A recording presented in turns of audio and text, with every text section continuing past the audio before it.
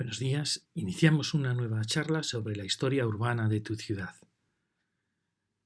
Esta lección está repartida en dos charlas. La primera charla habla de las leyes secretas de tu ciudad en una aproximación general y la segunda charla habla de la historia de esas leyes secretas a lo largo de la historia de tu ciudad. Estas charlas son la simplificación de 16 charlas que di, que las tienes también en YouTube por si quieres profundizar más, basadas en el libro Tu ciudad soñada.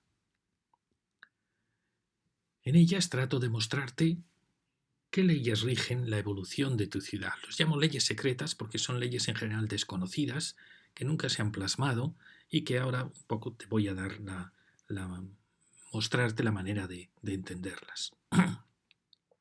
Para eso tienes que comprar, en primer lugar, un plano de tu ciudad. Fíjate que antes eran los gobiernos los que se encargaban de hacer los grandes planos de las ciudades. Pues en estos siglos XX y XXI lo que los hacen son las compañías de neumáticos. Por ejemplo, Firestone, Michelin, y al final son los mejores planos que tienes de tu ciudad. Porque son planos, fíjate, hay diferentes planos, diferentes categorías, aun siendo de la misma marca, hay ciudades que están mejor dibujadas que otras, más simplificadas, pero son planos donde te muestran los edificios públicos, a veces los edificios también privados educativos, te marcan las zonas verdes, te marcan las calles, a veces los sentidos de las calles, los nombres de las calles, que es muy importante, ahora lo veremos, y sobre todo te dan una visión global de tu ciudad. Entonces, esos son los planos mejores, como te digo. Pero también puede que el ayuntamiento de tu ciudad haya sacado un buen plano. Lo que pasa es que tienen que ser planos que abarquen también el extrarradio un poco de tu ciudad, porque vas a ver que las cosas más importantes de la ciudad a veces se están dando en sus bordes, en sus rondas, en sus afueras. Entonces tienes que buscar un buen plano de tu ciudad. Comprarlo sin miedo porque lo vas a rellenar de colores, con rotulador o con lápiz, como tú quieras. Vas a ir marcando todo lo que te voy a ir contando. Y acabarás siendo un experto en urbanismo, no solo de tu ciudad, sino de cualquier ciudad. Es más, puedes hacer la prueba primero con tu ciudad y luego comprar un plano de otra ciudad y hacer la prueba para ver que veas cómo se cumplen las leyes secretas que te voy a contar. Fijaros, este dibujo siempre me gustó mucho. Bueno, todos estos dibujos están basados en el libro ese que te he mostrado, de Tu ciudad soñada, y como veis tienen las páginas del libro. Y tienen también un texto que he tenido mis dudas sobre si borrarlo o no, pero a mí me sirve de guía, pero no quiero que te distraigas leyendo el texto. Yo te lo leo y tú te fijas siempre en el dibujo. ¿De acuerdo? Empezamos con las rondas. Cuando compres el plano de tu ciudad, piensa que sea un plano donde salgan las rondas, la última ronda sobre todo. Porque las rondas son las nuevas murallas de la ciudad. Fíjate, están plagadas de señales, de luces, de anuncios. Son realmente los grandes distribuidores de la nación.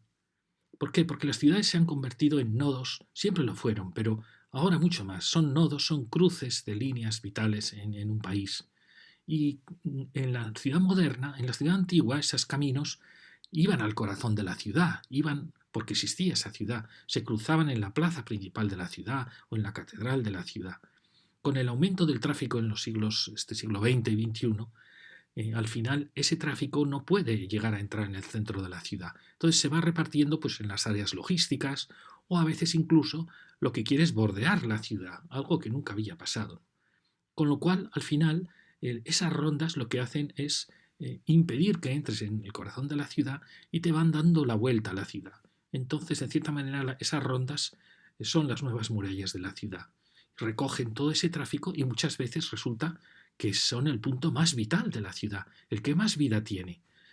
Por él pasan la mayor riqueza de la ciudad. Si contamos la riqueza, lo que vale la carga de esos camiones, te damos cuenta que realmente vale mucho más que lo que esté pasando probablemente por la Gran Vía de la ciudad, por el centro de la ciudad. Eso se demuestra muy bien en los centros comerciales. Antes los mercados estaban normalmente a las puertas de la ciudad, en el punto de más vida. Ahora pasa lo mismo. Los centros comerciales, los centros logísticos, se colocan pegados siempre a la ronda de la ciudad. ¿Por qué? Porque es el punto de más vida de la ciudad. Es la puerta de la ciudad. Antes esos mercados se colocaban a las puertas porque así no pagaban impuestos de entrar a la ciudad. Ahora está pasando lo mismo. No es que no paguen impuestos, es que realmente el suelo es más barato, es más accesible, puedes aparcar gratis, Por eso los nuevos mercados se colocan en las rondas. Es la repetición de los antiguos mercados medievales colocados a las puertas de la muralla de la ciudad. Por eso las rondas son las nuevas murallas de la ciudad. Son los que separan la ciudad del campo, la ciudad de su paisaje. Y como os muestro aquí, los grandes carteles anuncian, son como las banderas que antes tenían las ciudades para demostrarte que defendía un territorio, defendía una civilización, defendía una manera de pensar. Esto es un dibujo de la ronda, las autopistas llegando a la ronda de Zaragoza. Es un punto precioso porque en esa ronda uno detecta la importancia de la ciudad en el país. Aquí, como os digo, os cuento, hijos, es fascinante el espectáculo de las grandes rondas. En ocasiones aún no ves la ciudad, o quizá a veces sí que ves alguna de sus torres. Pero la enorme actividad que tiene la ronda te avisa de que la ciudad está ahí. Y como no ha dejado que sea atravesada, todas la rodean. Es, como os he dicho antes, es una pequeña contradicción, porque la ciudad nace como cruce de caminos, pero hoy ese cruce es imposible en el corazón de la ciudad. Por eso las rondas la rodean. Es un punto realmente apasionante, porque el número de carteles te van avisando de la importancia de la ciudad. Las señales de entrada 1, entrada 2, entrada 3, te avisa del tamaño también de la ciudad. Y también los nombres que reflejan te avisan de qué importancia tiene esa ciudad. Fijaros, antiguamente las puertas de la ciudad, las puertas de la muralla, era la pieza más valiosa y lujosa de la muralla. A veces eran un verdadero emblema de la ciudad. Fijaros cómo pasa en Valencia, con las torres de Quart, con las torres de Serranos, o como pasa en Madrid, con la puerta de Alcalá. Pues bien, el sustitutivo de esa puerta de Alcalá ahora son estas estructuras maravillosas de chapa que tienen una gran luz llamo a la distancia entre apoyos, salvan todos los carriles de la autovía o de la autopista y te marcan el nombre de la ciudad y también te marcan hacia qué otras ciudades puedes repartirte. Fijaros, los arcos de triunfo romanos, cuando el ejército romano volvía de una conquista, significaban que el que pasaba bajo ellos era perdonado y podía entrar en la ciudad. Y el ejército, con todos sus esclavos y sus rehenes, entraba en la ciudad con todos los tesoros del saqueo. Hoy esas puertas de los arcos de triunfo romano son estas estructuras de chapa y acero. Esta es la nueva puerta de Alcalá de las ciudades. En cierta manera te expresan que has llegado ya a la ciudad o que estás en la ronda de la ciudad en su ámbito de influencia. Y fijaros que según los nombres que aparezcan, te das cuenta de la importancia de la ciudad. Fijaros, esta por ejemplo es la entrada a Zaragoza. Pero fijaros qué os indica, que si tomas el carril de la izquierda puedes ir a Barcelona y Lérida. Y si tomas el carril de la derecha puedes ir a Madrid, a Teruel y a Valencia. Fijaros la importancia de la ciudad, porque te está marcando toda Cataluña y la entrada mediterránea de Europa, te está marcando además el corazón de la nación Madrid, pero además te está marcando Valencia, es decir, el Levante, por lo cual se deduce que es una encrucijada importantísima, como efectivamente lo es Zaragoza, porque casi 2/3 de España están nombrados en este cartel. Todo el Levante, toda Castilla-La Mancha y toda Cataluña y por supuesto todo Aragón, ¿no? Es decir, fijaros, prácticamente solo nos quedaría Andalucía, Extremadura y el norte, ¿no? Que fijaros la importancia que tienen estos carteles, porque te están indicando la clave, la importancia de la ciudad. Y ahora os muestro, tú marca en tu plano las rondas, marca las entradas, y ahora fijaros, si puedes, es más difícil, marcar los viejos cruceros. ¿Qué son los cruceros? Son esas columnas con una cruz, o esas pequeñas capillitas abiertas también con unas escaleras y una cruz. Los antiguos cruceros señalaban eso, un cruce de caminos, una confluencia de caminos que se unían para entrar en la ciudad o al revés, se separaban para salir en distintas direcciones de la ciudad. Señalaban también los cruceros que ahí empezaba la influencia de la ciudad. También santificaban el viaje, la despedida, la entrada a la ciudad. Allí el viajero, el peregrino, daba su última oración y se despedía de los suyos en un viaje a veces hacia lo desconocido. Y también cuando llegaba daba gracias por el bien feliz del viaje. Por eso son pequeñas puertas de la ciudad. En cierta manera te protegían, te amparaban. equivalen a esos carteles que ponen también en la autopista con un dibujo de la ciudad que tratan de mostrarte la esencia de la ciudad y para también que te la hagan atractiva, ¿no? La mayoría de los cruceros estaban descubiertos, estaban sin techumbre, ¿no? Pero los más ricos se cubrían con unas estructuras abiertas, con una pequeña cúpula, unas bóvedas, con 4 arcos abiertos. Entonces servían también para refugiarte ante el sol, ante la lluvia, eran lugares de descanso a la tarde para la gente del pueblo, eran lugares de encuentro, lugares de charla. ¿Cuál sería el sustituto de este crucero? Pues sin ninguna duda las estaciones de servicio, las gasolineras que están en la ronda de tu ciudad. Esas son los nuevos cruceros, las nuevas ventas, donde te avisan que ya estás en la ciudad o te avisan de que de ahí acaba la ciudad, empieza y acaba la ciudad. Y son también puntos de encuentro, puntos de quedar, porque son puntos muy fáciles, muy accesibles, son puntos de acogida. Es decir, fijaros que las gasolineras han sustituido a los cruceros. Por eso, si puedes, marca en tu plano dónde están los viejos cruceros. Hay ciudades que han conservado todos los cruceros y cada camino que salía de la ciudad tenía un crucero, más o menos lujoso, más o menos pobre. Marca a ver dónde tu ciudad ha conservado esos cruceros. Hay ciudades que no han conservado ninguno, otros han conservado todos, que pueden ser hasta 10 cruceros. Y a veces, fíjate en los nombres de las calles. A veces los nombres de las calles marcan crucero, cruz, me acuerdo en Sevilla, Cruz del Campo, que dio nombre a una cerveza. Eran cruceros de salida de los caminos importantes de la ciudad. Y ahí estaban esos cruceros. Márcalos en tu plano. Ahora te asombrarás. Pero fíjate, otro de los grandes signos de que empieza una ciudad, de que te acercas a una gran ciudad, es el centro eléctrico de transformación. ¿Qué sucede en ellos? En ellos, las líneas de alta tensión que han surcado el paisaje con absoluta libertad, atravesando campos, atravesando montañas, con una potencia tremenda y, en cierta manera, despreciando el paisaje, despreciando valles y montañas porque ellas van en su trazado recto. Sin embargo, de repente se detienen y se acaban.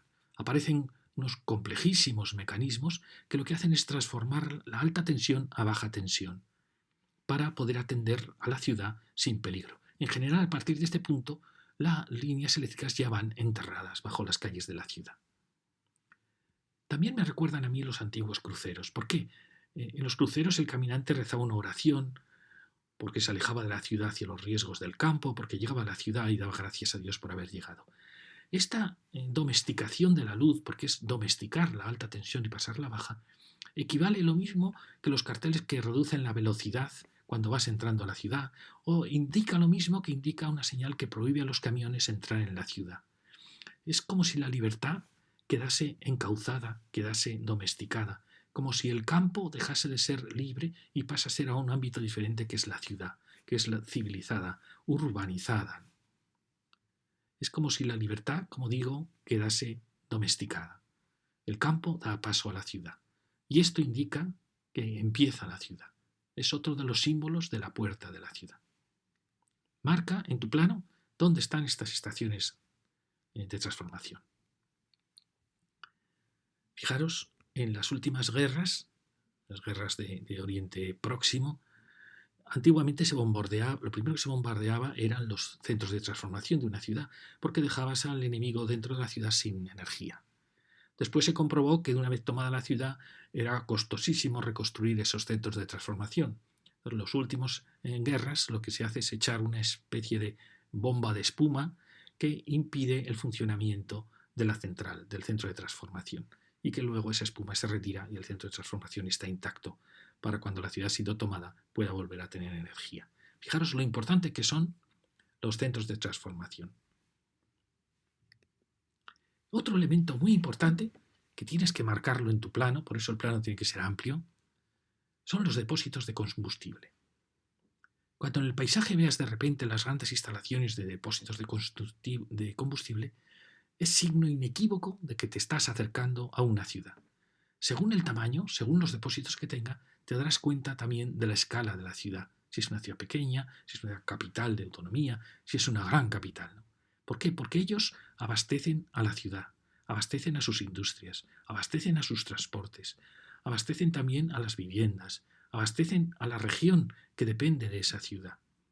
Ellos son, en cierta manera, como los antiguos mojones, como los cruceros. Indican que la ciudad ha comenzado ya, a pesar de que a veces están muy lejos del centro. Por eso otro de los puntos, junto con los centros de transformación que te he dicho, los depósitos de combustible. En cierta manera, unos suministran energía eléctrica y estos suministran el resto de energía. Por eso son temas muy parecidos. Y ahora fíjate, este dibujo es muy importante. Se llamaba la vida de las rondas. Así como antiguamente los conventos y monasterios se colocaban en los bordes de la ciudad, y fíjate que había unos que se colocaban fuera, como eran, por ejemplo, los franciscanos y los dominicos, los jerónimos y los agustinos. Todos se situaban fuera. Así como los jesuitas tenían orden de colocarse en el centro de la ciudad, estas otras órdenes no, se colocaban fuera. Y eran piezas que iban rodeando la ciudad. O sea que ellos, en cierta manera, te marcaban cuál había sido la muralla original de la ciudad, porque ellos estaban en sus bordes. Se colocaban siempre al borde de los caminos porque franciscanos y dominicos nacían de la predicación y de las limosnas. Eran órdenes pobres que reaccionaron frente a la riqueza de las viejas órdenes de los benedictinos, que se habían enriquecido demasiado. Franciscanos y dominicos nacen con intención de predicar a todo el pueblo, de vivir de la pobreza, de ser humildes. Por eso no se colocan en el corazón de la ciudad, ni compran viejos palacios, ni les ceden grandes solares. Se colocan a las puertas, en el punto más pobre, pero si es posible cerca de la plaza del mercado para predicar y también para recibir las limosnas de los viajeros.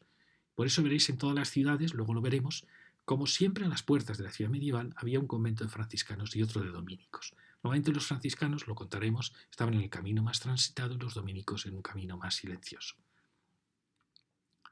Pues bien, ellos vivían de la ciudad, por eso se colocaban al pie de sus murallas. Hoy pasa exactamente lo mismo. En el borde de la ronda, ¿quién se está colocando? Se colocan los centros comerciales, como os he dicho antes, como pasaba antes con los mercados medievales.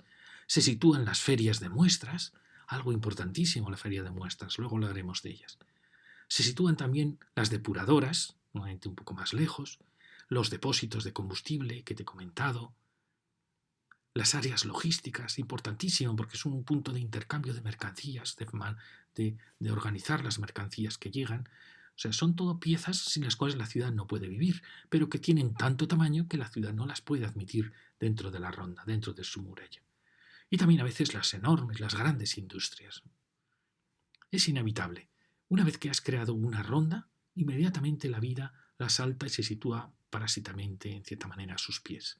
Esto es una de las leyes que os voy a contar.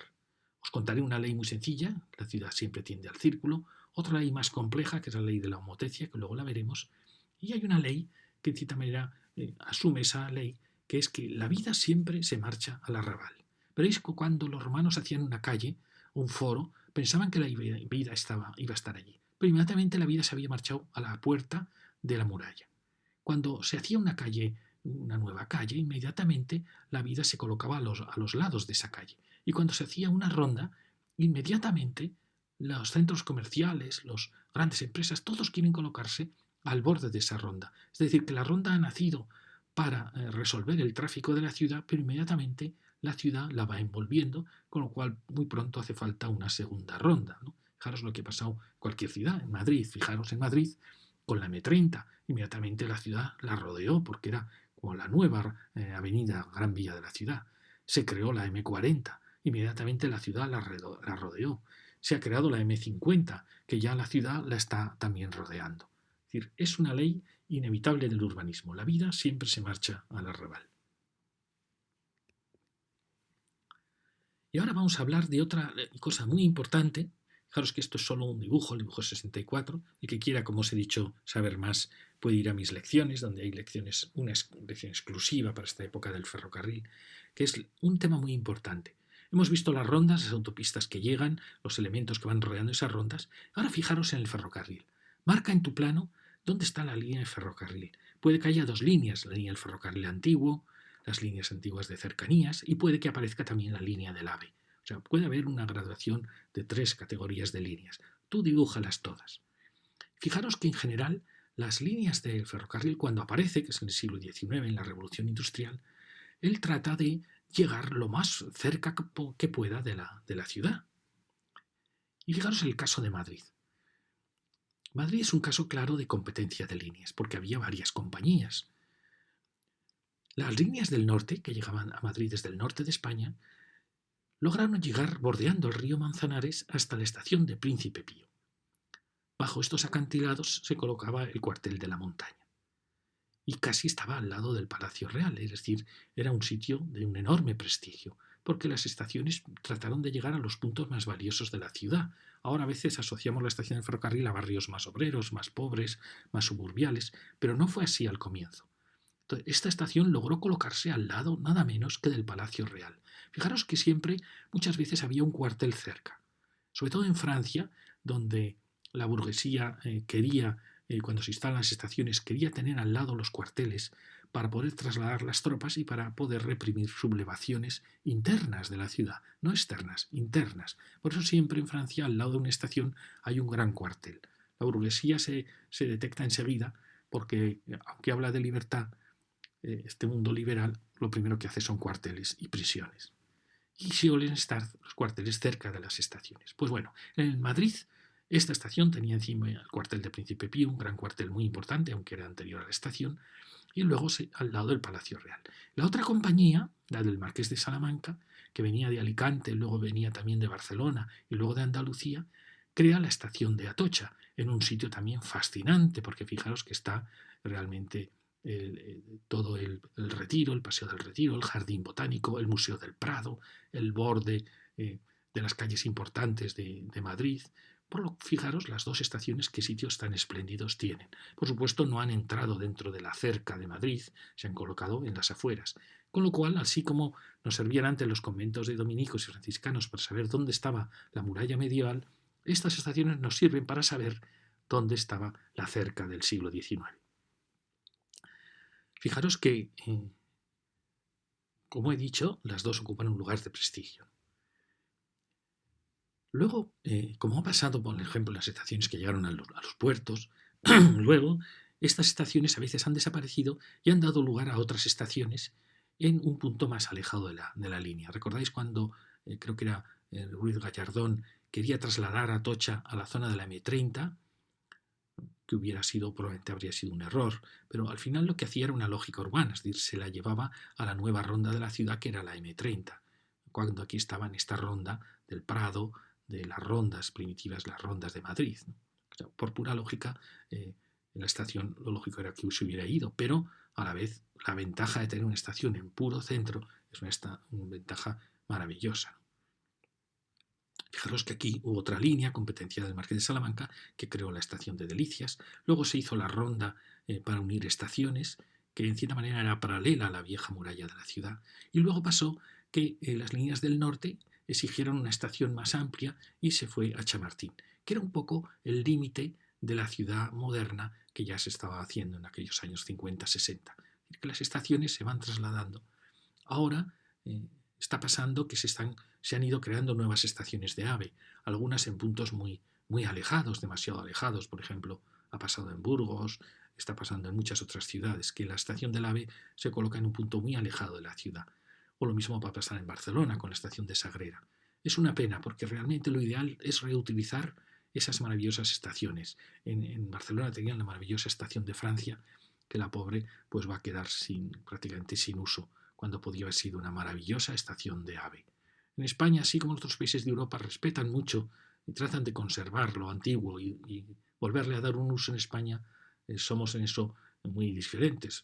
Despreciamos lo antiguo y siempre estamos apostando por puntos nuevos, que a veces son puntos muy alejados de la ciudad y que no cumplen la misión que debe cumplir estas nuevas líneas de AVE, de llevar al corazón de la ciudad, porque allí están todos los servicios que luego ya te distribuyen. Entonces, fijaros que en Madrid pues se está haciendo bastante bien, porque Atocha ha sido la gran estación de AVE, un punto muy céntrico de la ciudad, y luego como el centro de los negocios se fue ya en los años 60-70, se fue yendo por la Castellana hacia arriba, se creó Chamartín, que realmente sustituyó a Príncipe Pío. Y esta va a ser también una estación de AVE para los aves que lleguen del norte. Como veis, una pertenece a las primeras cercas, la otra pertenece ya a la ronda del siglo XX más o menos. Ambas en un punto, como digo, bastante lógico. Pero fijaros que el tren si dibujáis las líneas de tren, a veces os va a descubrir muchas cosas. Por ejemplo, fijaros, este es el caso de Bilbao. En Bilbao siempre ha habido una lucha entre la Vizcaya rural, la Vizcaya agrícola y ganadera, y la Vizcaya de la burguesía que había creado este ensanche, que era la nueva ciudad de Bilbao.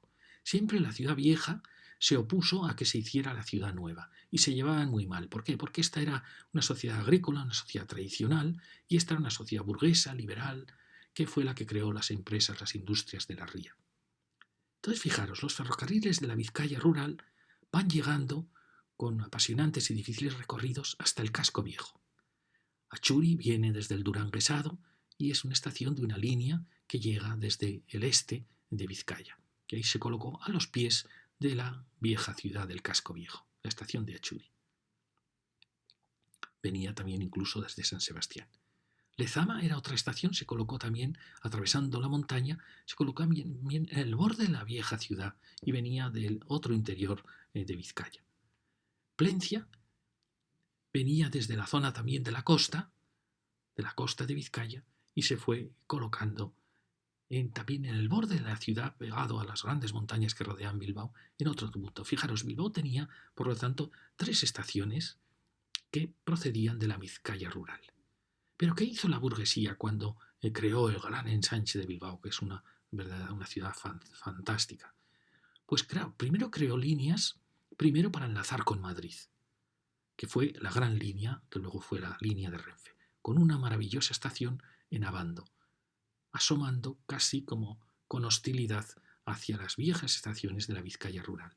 Luego creó también la línea de Santander, otra línea que, como veis, esta unían pueblos y ciudades de Vizcaya, y estas ya iban a otras regiones y sobre todo a la capital, a Madrid. Y luego, claro, como había creado todas las grandes áreas industriales y obreras de la margen izquierda, creó la línea de Santurce, que era una línea obrera, la línea de la margen izquierda. Eran 2 mundos realmente opuestos. Era un claro contraste de civilizaciones. Pues queréis creerme que aún no existe conexión entre unos y otros ferrocarriles, que aún sigue esa, no digo hostilidad, porque estos ferrocarriles los ha comprado el gobierno vasco y los ha transformado en líneas, algunas de metro, en otras en líneas de lo que se llama Euskotren, mientras que estas pertenecen aún a Madrid, por lo tanto pertenecen a Cercanías y pertenecen a Renfe, Adif.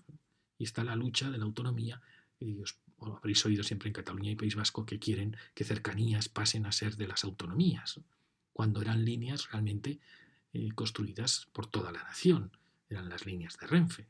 No es que fueran Cercanías, esta era la línea Santurce, Portugalete, entonces son líneas muy importantes y que habría que ver si realmente el Estado las tiene que ceder a la autonomía o no, porque muchas veces ellas son claves para unir con otras comunidades. Entonces, fijaros que hay una lucha al final de competencias y de civilizaciones, de un mundo rural con unas líneas, muchas de ellas de vía estrecha, que tenían unos recorridos fantásticos, sinuosos, siguiendo los ríos, porque era un mundo rural que iba a vender sus productos a Bilbao o a los mercados de Bilbao, mientras que estas son líneas a otra escala nacional, a escala ya de las grandes empresas de la ría, de la conexión con Madrid. Fijaros qué diferente mundo expresa el ferrocarril. Y ahora fijaros, quiero seguir con el ejemplo de Bilbao porque es un ejemplo apasionante. Fijaros, cuando se crea el metro de Bilbao, que no depende realmente de los ayuntamientos, sino que es un tema del gobierno vasco, sustituyó primero la línea de Plencia, es decir, cogió una de esas pequeñas líneas rurales y con muy buen criterio, esto ha pasado en muchas ciudades, muchas autonomías, unas mejor lo han hecho mejor que otras, han aprovechado muchas de ellas las líneas de viejos ferrocarriles, algunas que estaban ya abandonadas, para transformarlas en líneas de metro. Aquí se hizo muy bien. Esta línea de Plencia era la línea de metro. Pero ¿qué pasaba? Que esta línea de Plencia iba al casco viejo porque era una línea rural, era una línea del mundo agrícola de Vizcaya. Pero el metro ya no le interesaba ir solo al casco viejo porque todos los negocios, la población, estaba en la ciudad liberal, en el ensanche. Por eso la línea 1 lo que hace es saltar la ría, pasa bajo la ría y salta al ensanche. Luego atraviesa todo el ensanche siendo una línea clave y luego vuelve a atravesar la ría para pasar al casco viejo. Luego no sabía esta línea sí seguir una línea rural que le llevase a Durango, a Guernica, es decir, aprovechar otra línea de ferrocarriles antiguos vascos que iban al interior de Vizcaya, o si ir a las grandes ciudades obreras, como por ejemplo Basauri. Optó por saltar hacia la ciudad obrera, para, en cierta manera, cumplir los requisitos del mundo moderno, unir los grandes centros de población. Luego, ¿qué pasó? Luego pasó que, aunque existía una línea de cercanías dependiente del Estado que iba hacia todos los núcleos obreros de la margen izquierda, se creó la línea 2, que cumplía la misma misión realmente que esa línea de cercanías, pero como cercanías era del Estado, el gobierno vasco quería tener su propia línea, con lo cual se crea una línea paralela. Pero, ¿qué sucedía con mucha gente que vivía aquí?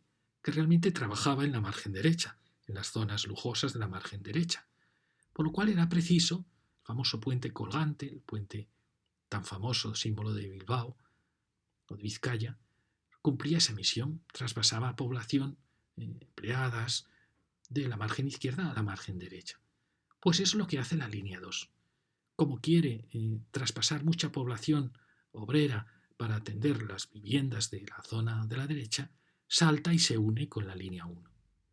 Luego ya aprovecha la línea 1 para llegar. Es decir, que esta línea ha sustituido a aquella apasionante línea obrera que llegaba al borde del ensanche, como línea nacida de la burguesía, que llevaba con todos los empleados que iban al ensanche de Bilbao. Y desapareció esa apasionante línea para pasar a ser la línea del metro.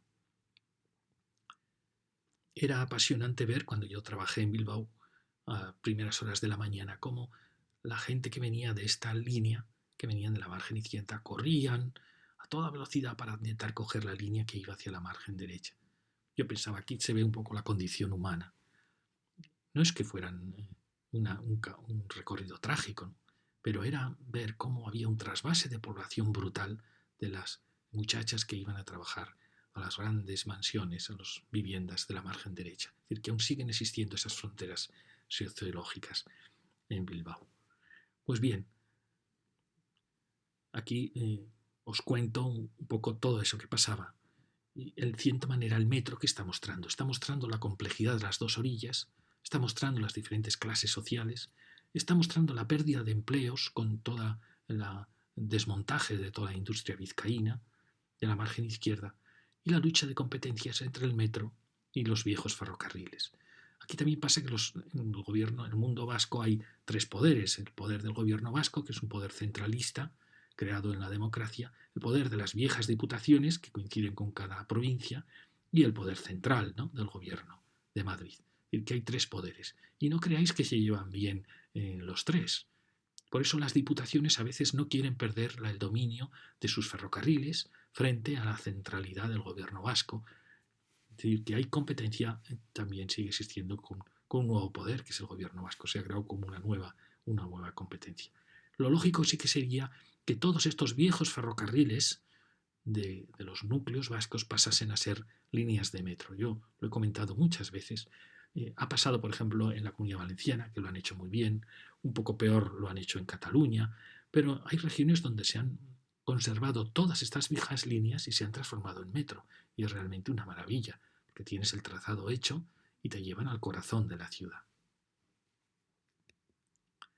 Ahora, fijaros, una vez que hayáis marcado las viejas estaciones, las viejas vías, hay otro elemento muy importante, los cementerios. Los cementerios antes estaban bajo el suelo de las iglesias o en la plaza delante de la iglesia, porque todos esperábamos la resurrección, el día de la resurrección, y por eso estábamos ligados al templo cristiano. Cuando ya las políticas higienistas decían que había peligro de las pestes, de los cadáveres que habían muerto por las pestes, se toma la decisión de trasladar el cementerio fuera de la ciudad. No solo era un motivo higienista, también era un motivo de desacralizar la ciudad, de expulsar al sentimiento religioso de las personas. Entonces se buscaron terrenos para el cementerio. Hubo ciudades que compraron un solar horrible, sin ninguna personalidad, para instalar el cementerio. Otras, en cambio, lo hicieron muy bien. Otras buscaron sitios emblemáticos, porque al fin y al cabo es una nueva ciudad. Y aquí os lo digo. Por ejemplo, fijaros, Segovia. Segovia tiene el cementerio en una maravillosa posición. Es un cerro muy alto, casi a la misma cota de la ciudad, pero incluso más elevado. Tiene el paisaje de la Sierra de Guadarrama detrás, tiene el cielo. Cuando uno ve desde Segovia el cementerio siempre ve los grandes cipreses, el entorno está más o menos cuidado. Y es como otra ciudad, es la ciudad que está en el cielo, es la ciudad oculta, que no está oculta, porque los cipreses la anuncian, es la ciudad que está esperando la resurrección. Por eso es como el negativo de la ciudad. Si esta es la ciudad de la vida, del ruido, del tiempo presente, esta es la ciudad del tiempo pasado, pero también es la ciudad del tiempo futuro, del día de la resurrección. Por eso es tan importante que su emplazamiento sea un lugar precioso. Incluso no es nada malo que lo veamos desde la ciudad, si es un lugar con árboles, con esperanza. Por eso yo cuando veo una ciudad veo cómo es su cementerio y me indica la categoría moral de los alcaldes que tuvo esa ciudad. Si el cementerio está en un lugar precioso, si está cuidada, si está atendida, o si el cementerio está abandonado, rodeado de naves, en un lugar olvidado. Segovia es un caso precioso del cementerio. Sin ningún temor se coloca como una ciudad más a la espera de la resurrección. Y ahora, cuando ya hayas marcado el cementerio, puede que en tu ciudad haya habido dos cementerios. Uno más primitivo, veremos varios casos donde aún queda el viejo cementerio precioso y luego se ha creado un nuevo cementerio en los años 50 o 60. Tú marca los dos para ver un poco cuál ha sido la actitud de la ciudad hacia sus muertos. Otro elemento muy importante es la universidad. La universidad siempre se planteó en el corazón de la ciudad. Fijaros, la Universidad de Salamanca, la Universidad de Bolonia, las universidades de París. Siempre era el corazón de la ciudad, porque ¿qué más quiere una ciudad que tener estudiantes, que tener profesores, que tener ambiente cultural, que tener vida? Y nada da más vida a una ciudad que los estudiantes. Pues bien, el siglo XX, que ha sido un siglo de desastres urbanísticos, de unas mentalidades racionalistas terribles, decidió que la universidad había que expulsarla de la ciudad. Uno de los más graves errores urbanísticos del siglo XX fue llevarse las universidades fuera de la ciudad. Y normalmente se llevaron a lugares absolutamente anodinos.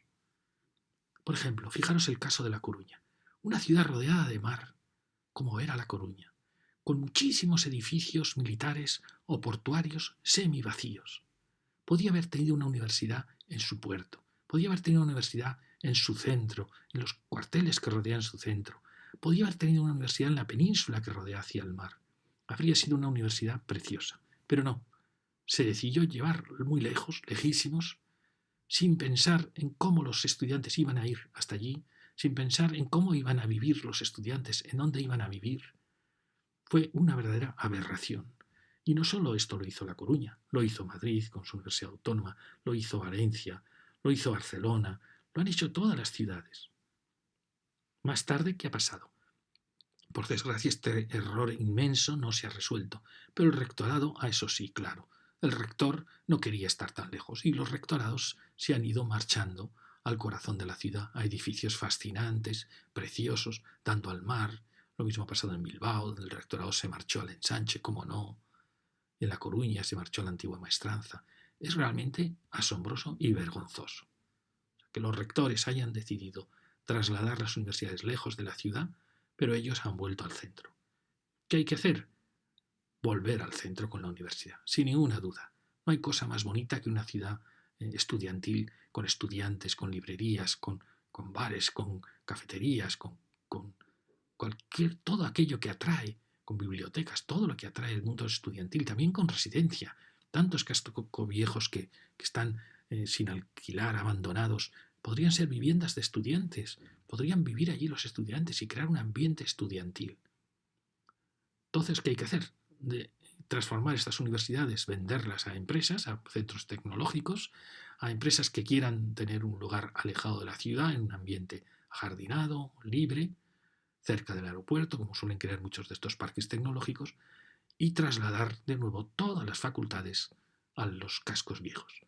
Es uno de los errores que habrá que reparar en el siglo XXI. Aquí tenéis La Coruña, su casco viejo, su precioso ensanche,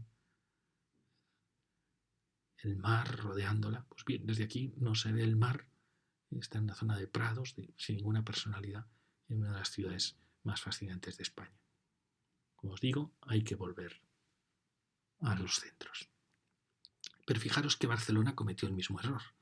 Primero Barcelona tuvo una universidad en el centro, en la Plaza Universidad, una universidad maravillosa, en ese ensanche maravilloso de Barcelona, muy cerquita ya del Casco Viejo, en la encrucijada Casco Viejo-Ensanche. Fue una universidad preciosa. Luego se fue ampliando y pasó a la Diagonal, en el borde del ensanche. Estaba más alejada, pero estaba en la ciudad, en un punto, en el límite de la ciudad, en un punto donde se hizo una universidad preciosa a lo largo de esta gran avenida Diagonal.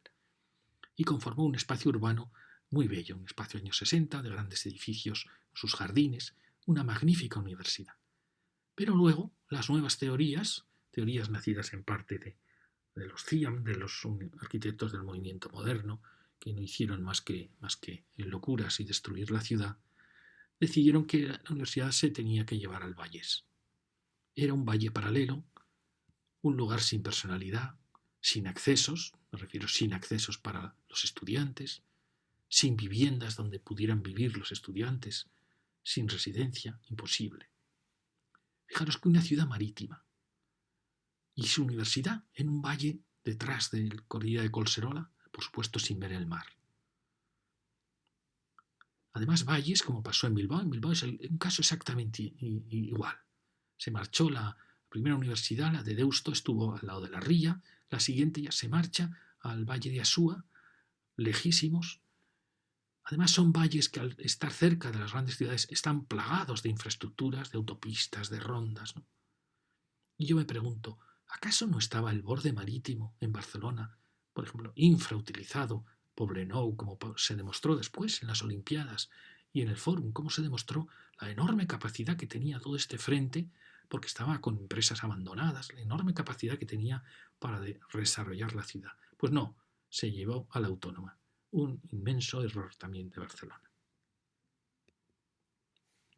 Y ahora vamos a marcar las universidades, pero busca también en tu ciudad dónde estuvo la primera universidad, que muchas veces no se llamó así, muchas veces fue el colegio de jesuitas, porque los jesuitas crearon colegios para todas las clases sociales y estaban normalmente en el centro de la ciudad. Ese fue normalmente la primera universidad. Fíjate que a veces busca en tu callejero los nombres de calles, por ejemplo, las escuelas, a veces, bueno, después podríamos también hablar de los institutos. Eso lo comento mucho más en las lecciones, en las 16 lecciones separadas. Y ahora vamos a buscar otro elemento muy importante, los hospitales. Marca en tu plano dónde estuvo el primer hospital, que probablemente estaría al lado de un convento, porque esos hospitales atendían las órdenes que atendían a los enfermos, luego hablaremos de ellas, o en la segunda lección, o bien son hospitales creados por la burguesía en el borde de sus ensanches, hospitales del siglo XIX, normalmente eclécticos, de un estilo ecléctico, muy bonitos, y luego ya vienen los grandes hospitales que se hacen en la época de Franco. Fijaros que el criterio que se tenía era, como era el edificio más importante que se hizo normalmente en época de Franco, a partir de universidades se hicieron hospitales, como era un edificio muy importante, como era un edificio nuevo, como era un edificio que tenía que tener accesos rápidos, se coloca normalmente en una de las ejes principales de avenidas de la ciudad, pero muy cerca de la ronda, con lo cual pasa a ser como una especie de edificio emblemático de la ciudad. Fijaros, en Madrid, en Barcelona, en todos los sitios, el gran hospital aparece en la entrada de la ciudad, en la ronda. Zaragoza cumplió muy bien esa ley de situación de los hospitales. Como Madrid, en el eje principal de la ciudad, construyó un edificio magnífico y un emplazamiento al lado del río Huerva, que es el río que dio origen a la ciudad de Zaragoza. Esta es la gran vía que Zaragoza parte del Paseo Independencia. Zaragoza tiene una ley muy clara de crecimiento. Desde la ciudad romana, la ciudad árabe, ha seguido este gran eje de la Gran Vía y, por supuesto, en el límite de ese eje, donde llegaba ya la última ronda, la ronda Hispanidad, se construyó el hospital. Un edificio realmente impresionante. Con lo bueno que tiene que toca este eje y a la vez toca el río Huerva, que es un elemento que ajardinado puede ser, es un elemento precioso de la futura ciudad. Es decir, que es un punto precioso, ¿no? Es un hito espléndido como nueva puerta de la ciudad. Además, Zaragoza tuvo la suerte de que en este eje colocó también la universidad, colocó el estadio, colocó la feria de muestras. Creó varios hitos en torno a este punto, hitos monumentales. ¿A ellos quién se añadió? Luego lo veremos en las lecciones detalladas. Los jesuitas, que siempre tenían orden de colocarse en el corazón de la ciudad, pasaron también aquí, que estaba también la enseñanza. También se hizo luego el Palacio de Congresos. El viejo seminario, antiguo nuevo seminario, se transformó en edificio de oficinas municipales, es decir, que también el ayuntamiento en sus servicios se ha colocado aquí. ¿Qué se está creando en este eje, en esta puerta de la ciudad? Se está creando en cierta manera una nueva plaza del Pilar moderna, un nuevo foco de vida de la ciudad. Y a eso han contribuido la buena situación del hospital. Y aquí os lo cuento. Si Europa y la España liberal, la España del siglo XIX, principios del XX, construyeron estaciones de ferrocarril como símbolo de la revolución industrial, y uno pregunta, ¿cuál es el símbolo de, por ejemplo, de la ciudad romana? Probablemente el foro, el templo de Júpiter, quizá el teatro. ¿Cuál es el símbolo de la ciudad medieval? Probablemente la catedral. ¿Y cuál es el símbolo de la España liberal? Pues ellos no hacían catedrales, al contrario, las quemaban, las destruían. ¿Y qué podían hacer? Pues podían hacer grandes empresas, pero que no eran muy atractivas para ver, o podían hacer lo que representaba los grandes capitales, que era la estación de ferrocarril. Entonces el siglo XIX hace grandes estaciones de ferrocarril como símbolo de esa revolución industrial y burguesa. Pues bien, la España de los 50 y de los 60, ¿qué construyó? Construyó hospitales. Y en general todos de una gran arquitectura. Aún, como digo aquí en este dibujo, desde la ronda se ve el gran hospital, aún hoy sus grandes volúmenes son hitos magníficos de arquitectura entre la ronda, son emisarios de la ciudad, símbolos de la ciudad. Fíjate en ellos, búscalos en el plano de tu ciudad y verás que son normalmente los mayores edificios de la ciudad y normalmente una arquitectura muy digna. Márcalos en tu plano. Y ahora vamos a hablar de otro tema muy bonito que es las ferias de muestras. Busca en tu plano, en tu ciudad, dónde está la feria de muestras y a veces también dónde estuvo. En Valencia, por ejemplo, la feria de muestras estuvo en la zona de la Alameda, un sitio precioso. Luego se trasladó a un sitio también muy bonito, mucho más alejado, donde se hizo la gran feria. Luego tenía una propuesta de hacer una nueva feria. Pero esos son puntos muy importantes, fíjate. Fíjate en tu plano, en tu mapa, busca la feria de muestras. Suele ser realmente la verdadera embajadora de la ciudad. Está muy cerca de las rondas para que la gente pueda llegar. A veces está cerca del aeropuerto porque mucha gente viene desde el aeropuerto. Y la feria indica que te estás acercando a una gran ciudad. Puede ser una feria extraordinaria, puede estar rodeada de parques, puede ser abierta, puede ser luminosa, como tiene que ser una feria, con una gran plaza que en cierta manera te recibe, que suele tener además hoteles cercanos. Si funciona bien, si la feria está bien planteada, si está bien cuidada, si su entorno es bonito, si su emplazamiento es bueno, supone un gran impulso para la ciudad, porque se convierte en un foco de desarrollo de la ciudad, de crecimiento de la ciudad, de prestigio de la ciudad. La feria, vista a veces desde la ronda de la autopista, te dirá si esa ciudad es una ciudad espléndida o si es una ciudad en decadencia, si es una ciudad culta, si le preocupa la belleza o si es inculta. La feria son los ojos de la ciudad. Este es el caso de Valencia, el aeropuerto. Valencia tuvo una serie de ferias preciosas en la Alameda, como os he dicho. Luego tuvo esta feria, que fue una feria maravillosa, ha crecido quizá demasiado, tenía un espacio precioso y ha pasado en muchas ferias que fueron muy bonitas en los años 60 cuando se hacen, y luego se han ido densificando excesivamente, han ido perdiendo sus espacios públicos, sus plazas se han transformado en aparcamientos. Bueno, siempre hay tiempo para volver a restaurar las viejas ferias. La de Valencia estaba en un punto muy bonito y dio sentido a una avenida. Pensar que a veces hay puntos, elementos de prestigio, pero a veces el aeropuerto fue siempre un elemento de prestigio, se colocaron cerca del aeropuerto las urbanizaciones de más lujo, los golf, así como los puertos, normalmente son elementos de desprestigio, o las estaciones de autobús lo eran antes. Las ferias de muestras, los aeropuertos, eran puntos de prestigio. Se colocaban los concesionarios de coches en esas avenidas, se colocaban en las urbanizaciones de chalés mejores y todo iba creando un ambiente de un urbanismo más cuidado, como tendría que ser el de toda la ciudad. Pero la feria era un elemento muy interesante. Ahora os pongo el ejemplo de Bilbao. La feria de Bilbao estaba situada en el borde del ensanche, en un punto precioso, sobre los acantilados del ensanche y mirando hacia el mar que está lejano en Bilbao. Estaba al lado de otras instituciones que también se habían colocado en el borde, que era lógico, instituciones de la burguesía, por ejemplo la Misericordia, por ejemplo el primer hospital. Era un sitio ajardinado en el borde campo-ciudad que tenía muchísimas posibilidades. También estaba ahí el estadio de San Mamés, estaban los capuchinos, luego veremos por qué, los cuarteles del ejército, todo lo que se colocaba en el borde del ensanche. Pero la feria se había hecho en los años 50, 60, era un espacio amplísimo, era un espacio horizontal, moderno, como un balcón hacia la ría.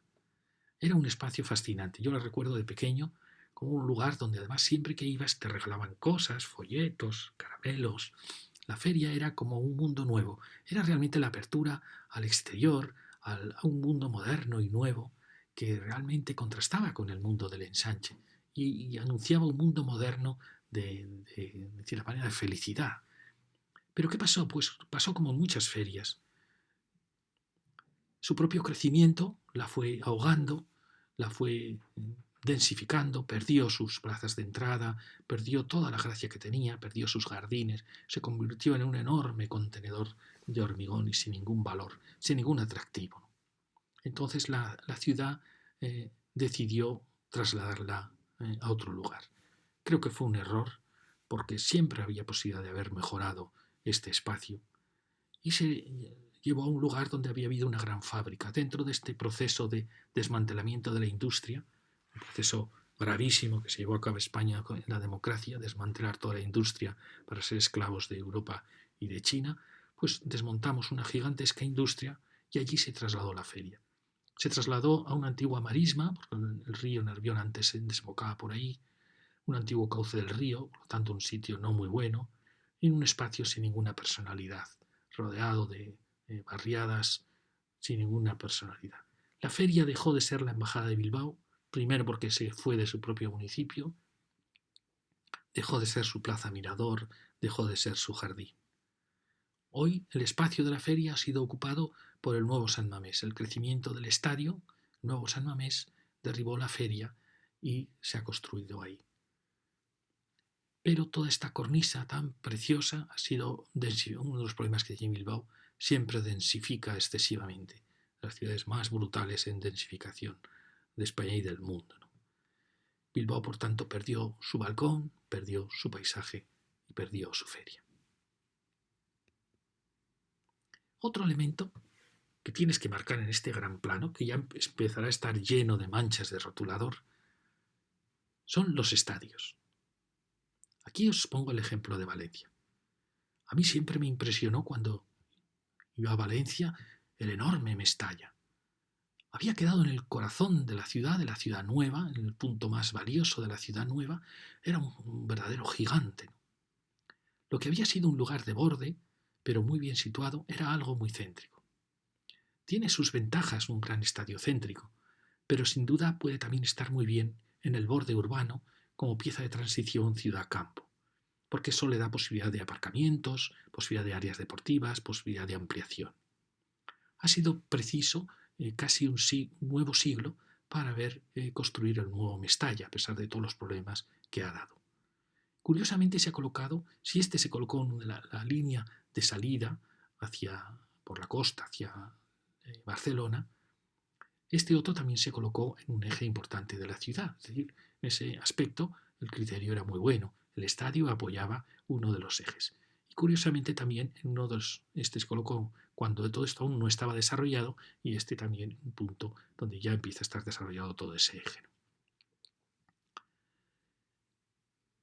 Ocupa una posición muy urbana, lo cual creo que puede ser un acierto.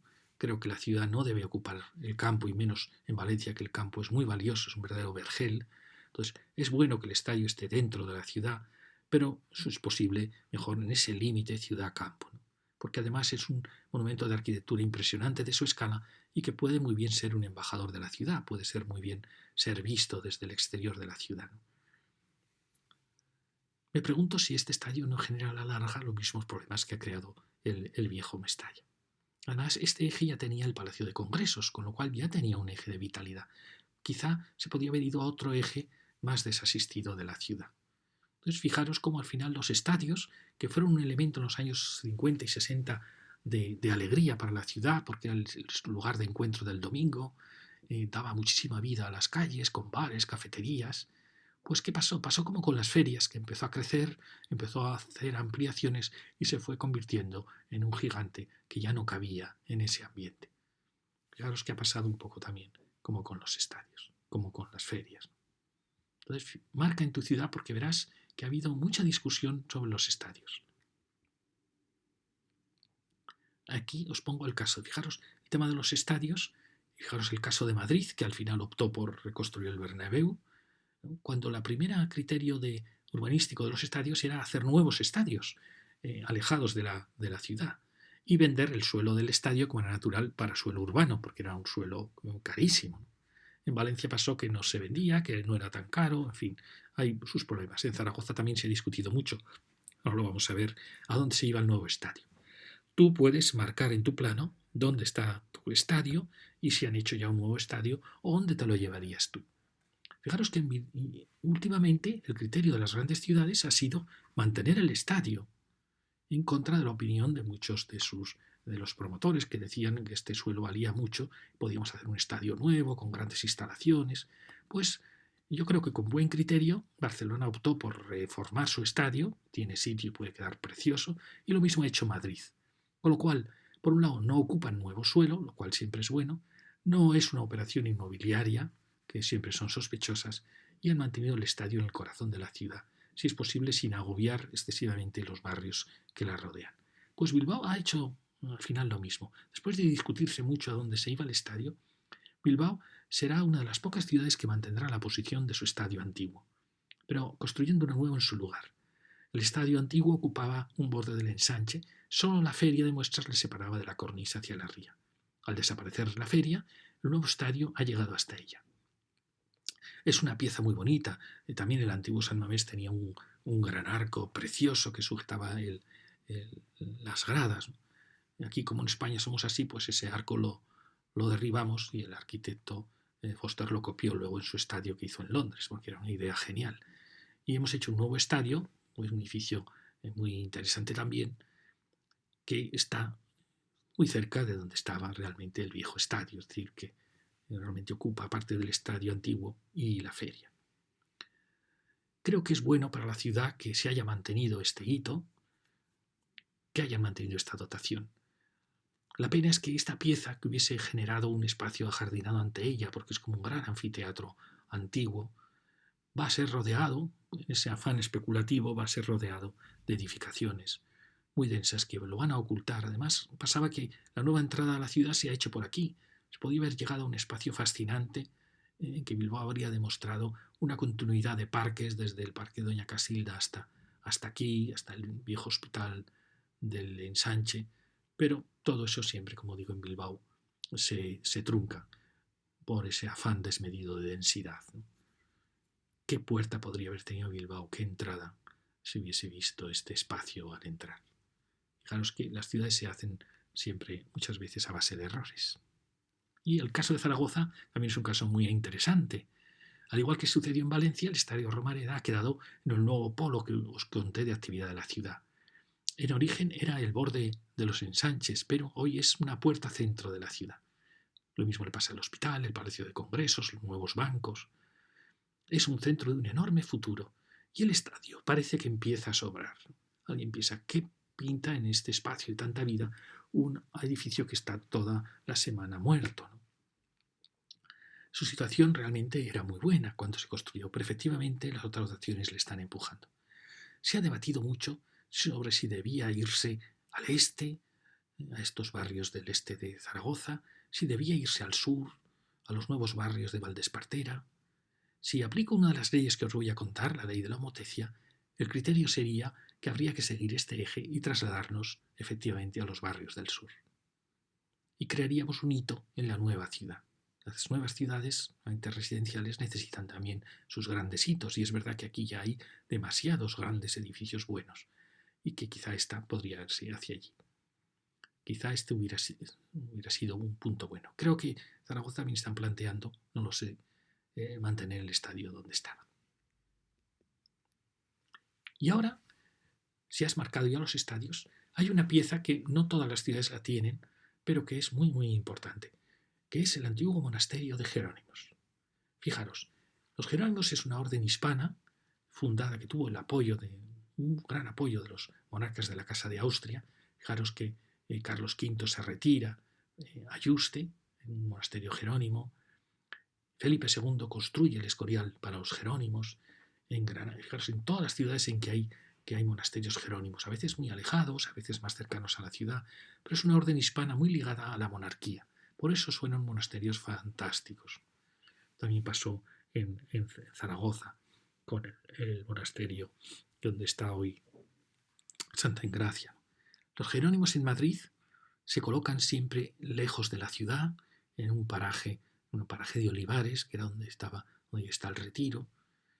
¿Ello qué generó? Pues como los reyes se iban a hacer sus retiros espirituales, sus descansos a los jerónimos, generó al lado de los jerónimos el Palacio del Buen Retiro, es decir, un palacio real. Al final se transformaron estos olivares en los campos del Retiro y el jardín botánico. Fijaros cómo la situación de un monasterio ha ido influyendo poco a poco el acercamiento del rey, la creación de un palacio de recreo y al final el paso de eso a la ciudad con estos enormes jardines que de cierta manera salvan Madrid, como es el Retiro y el jardín botánico. Pero no solo definieron esto, también definieron una importante ruta real, que era el camino desde el Palacio Real a lo largo de la ciudad hacia los Jerónimos. Porque no solo eran retiros, luego fueron también bodas reales. Por eso la calle de los Jerónimos se instaló después parte del Congreso de los Diputados, ¿no?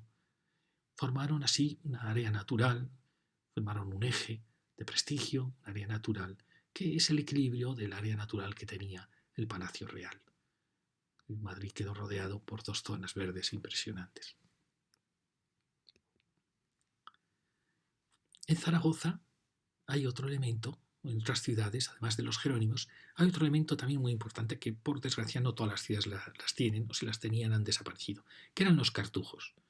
Era una situación parecida a los jerónimos estaban más ligados a la realeza, cerca por tanto de las ciudades corte del reino, y las cartujas se colocaban también cerca de grandes ciudades pero más alejadas, y eran ciudades del silencio, ya sabéis la vida de los cartujos.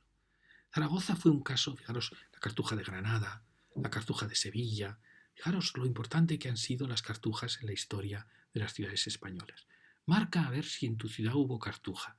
Verás, quizá las calles hablen de los cartujos. Fijaros que Zaragoza, por ejemplo, fue un caso excepcional. Poseía dos cartujas. Las cartujas son como verdaderas ciudades de Dios. Como dos caravansares. Caravansares eran esas ciudades de las caravanas del desierto del mundo árabe, donde había espacios para las cargas, descargar para los camellos y para dormir, en torno a un enorme patio. Entonces al final son como un gran palacio en torno a un gran jardín, con una alberca donde se bebía agua a todos los viajeros, donde a las noches se reunían para contar sus historias. Al final son verdaderas ciudades, caravansares, muy parecido a lo que era la Aljafería, el gran palacio árabe. Los palacios árabes siempre se alejaban de las ciudades porque tenían miedo a las revueltas. Entonces crean como pequeñas ciudades palatinos con sus grandes jardines y también con sus grandes murallas. También las cartujas tenían sus pequeñas murallas. Fijaros que Auladey, que era una cartuja de Zaragoza, estuvo a punto de ser la cartuja madre, la gran cartuja de toda Europa, de todo el mundo, cuando fue destruida por los franceses, la Revolución Francesa, la original de Grenoble. Pero las cartujas zaragozanas no lograron influir en el trazado urbano de Zaragoza moderna porque estaban muy alejadas. Pero sí que cumplen esa misión de avisar de la presencia de una ciudad importante, con sus dos cartujas. Entonces busca en tu ciudad si tuviste una cartuja. Luego esto es un tema más humilde, que son los capuchinos. Los capuchinos, por ejemplo, en el caso de Bilbao, normalmente es una orden, como veis, es una reforma de la orden franciscana, buscando una pureza y una mayor humildad. Fijaros que los franciscanos se habían colocado a las puertas de las ciudades. Como las ciudades crecieron, pasaron a estar muy céntricos. Y los capuchinos quieren volver a alejarse, ya no necesitan vivir de las limosnas, tampoco de la predicación, sino que buscan el silencio. Y ellos eran expertos en las confesiones. Todas las ciudades se confesaban en los capuchinos. Todos los capuchinos buscan lugares misteriosos, enigmáticos, alejados de la ciudad. Fijaros, en Bilbao, por ejemplo, estaban muy lejos de la ciudad antigua. Estaban en lo que luego fue los bordes del ensanche. Se habían situado sobre un acantilado que había excavado el río Nervión, camino hacia el mar. Luego, cuando fui a trabajar a Teruel, descubrí que los capuchinos de Teruel estaban en una situación idéntica. Estaban también en un acantilado y empecé a sospechar que existía un ideal, una consigna común. Luego descubrí los capuchinos de Fuenterrabía que estaban en la misma posición, alejados de la ciudad en un acantilado. Pienso, buscaban alejamiento, buscaban acantilados donde hubiera poder construir unas cuevas eremíticas, recordando el antiguos eremitas del desierto de Egipto. El caso es que era el camino hacia los capuchinos. Yo iba con mi madre y mi abuela para confesarnos. Era un camino muy bonito porque te alejabas de la ciudad y te confesabas y volvías renovado, ¿no? Por eso siempre los capuchinos era ese santuario de paz que estaba lejos de la ciudad y que te daba siempre una vida nueva, ¿no? Y en parte muchos de ellos han desaparecido, la mayoría porque eran edificios pobres, pero algunos se han conservado. Busca en tu ciudad, que sin duda sí que había capuchinos, y verás cómo estaban colocados. Luego ya en el siglo XIX, cuando vuelven a los ensanches, los capuchinos tienen orden ya de colocarse, buscar el centro, lugares más céntricos, porque ya su labor es más parroquial, más incluso a veces de la enseñanza. Entonces cambian de posición. Pero los capuchinos originales verás cómo están siempre en puntos un tanto enigmáticos en las afueras de la ciudad. Ahora otro tema. Fijaros que estos temas de los bordes de la ciudad está muy desarrollado en las lecciones que os digo, en esas 16 lecciones, en las primeras lecciones, si quieres saber más. Pero hay otro tema muy bonito en la ciudad española, que son los clubs deportivos. Te quedarás asombrado, pero marca en tu ciudad los clubs deportivos. Verás que muchos de ellos nacieron en los años 50, en los 60, incluso en los 70, y eran muy importantes, fijaros. En la ciudad del interior, las ciudades del interior españolas, que son muchos, de veranos calurosos, las piscinas eran en verano el centro de la ciudad. Allí los chicos y las chicas se conocían, era el punto del agua, el punto del jardín, el punto del encuentro, el punto de las vacaciones para el que no había podido irse a la casita de su pueblo. Por eso las ciudades se van llenando de clubs. Un caso curioso es Pamplona. Fijaros, en ella hay hasta 10 clubs o sociedades deportivas que van rodeando la meseta de la ciudad antigua y del río. Todos ellos tenían piscinas, tenían cafeterías, incluso tenían frontones o polideportivos. En la Maya, al lado del río Arga, natación, Aranzadi en el gran meandro que hace el río Arga, en la Reina, un poco más alejado del río, pero en el borde de la muralla, el Militar, aprovechando las áreas de los fosos militares, la Naitasuna también en el mismo borde topográfico de la ciudad, San Juan, todos en este borde de la topografía. Luego ya al lado del ensanche el club de tenis, que era como el más elegante, Ruiz de Alda, también en el borde del ensanche, Oberena, y ya podríamos decir incluso Osasuna, aunque no es un club realmente. Casi todos tenían sus grandes piscinas y era el lugar de encuentro por barrios, familias de la ciudad. Fijaros cómo recuerdan estos los monasterios, que luego veremos, los monasterios del barroco, veremos en la segunda lección. Cómo recuerdan también los palacios del imperio egipcio, donde los faraones tenían siempre sus grandes piscinas para el verano, rodeadas de palmerales, ¿no? Y esto nos indica cómo la ciudad hispana sigue siendo una ciudad tan ligada al mundo mediterráneo, al mundo de los imperios, de Egipto, al mundo islámico, y cómo esta moda de la ciudad, de los clubes de piscinas, es una moda que no se dio en Europa y que España la traspasó luego a California. Todo este mundo de las grandes piscinas de California, del sur de Estados Unidos, es un mundo español que procede de la civilización hispana. La civilización hispana es una civilización, en cierta manera, de un país árido, de un país de veranos calurosos, que necesita estos paraísos en el verano. Y que estos paraísos son el centro. Si uno viese esta ciudad en la noche de los 60, vería cómo el fin de semana esto estaba iluminado y la ciudad estaba oscura. Aquí era donde estaban las grandes fiestas, los conciertos, los encuentros. Es decir, que era una ciudad preciosa, rodeada de jardines, de pequeños paraísos. Lo mismo pasaba en Madrid, en todas las ciudades del interior. Incluso en las ciudades marítimas también pasaba. Pues bien, en el plano de tu ciudad, marca dónde están los clubs y verás cómo van rodeando la ciudad, a veces siguiendo un criterio lógico, a veces un criterio topográfico, de rodear la antigua meseta de la ciudad, o un criterio cercano al río, aunque realmente no tendría por qué estar cerca del río, pero sí que es un lugar como se asocia un poco al disfrute, al ocio, a la vacación. Fíjate qué apasionante es el marcar los clubs de la ciudad. Zaragoza, también muy calurosa en verano, va marcando los límites de la ciudad, eso es muy importante. Los clubs te van a ir marcando los límites de la ciudad, con las piscinas de los clubs, de las sociedades deportivas, de parte del municipio, de las cajas de ahorro, de los militares, de los clubs. Entonces, una constelación de jardines, son a lo buenos, grandes jardines de piscinas, va envolviendo la ciudad. Es exactamente igual a como lo envolvían las villas del Renacimiento o los palacios de los príncipes árabes, como los antiguos también conventos del barroco, como digo, como las villas renacentistas. Fijaros qué bonito, porque ellos en cierta manera nos van marcando cuál era el límite de la ciudad en estos años 60, 70. Aquí veis todos los clubs que van rodeando la ciudad. Algunos se colocan cerca del río, pero en los límites de las Pinares, otros, más antiguos a veces, pues más cercanos al centro, con Club Helios o Club en el entorno del casco viejo de Zaragoza. Ahora vamos a resumir. Te has ido acercando a la ciudad, has visto los depósitos de combustible, has visto, por ejemplo, la estación de mercancías del ferrocarril, el centro de transformación eléctrico. Quizá también has descubierto ya la ronda importante de tráfico, que es la nueva muralla de la ciudad. Cerca de ella habrás visto ya los centros comerciales, que son las nuevas plazas de la ciudad, los nuevos mercados a la puerta de la ciudad. También habrás descubierto el hospital. También habrás visto la ronda ferroviaria, es decir, la ronda que el ferrocarril sigue para llegar a los distintos puntos de la ciudad, a la vieja estación. Quizá también hayas visto el cementerio, que a veces ha quedado ya rodeado por la ronda. Todos estos te están indicando los bordes de la ciudad y te van a ayudar a entenderla. También habrás visto quizá los capuchinos en algún punto olvidado cerca del río, en algún paraje enigmático.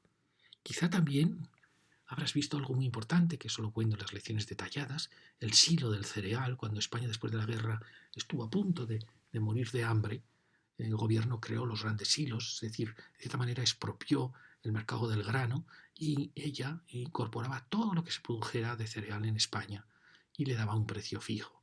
Y con eso realmente se salvó España, salvó a la población. Por eso esos silos yo les tengo mucho cariño.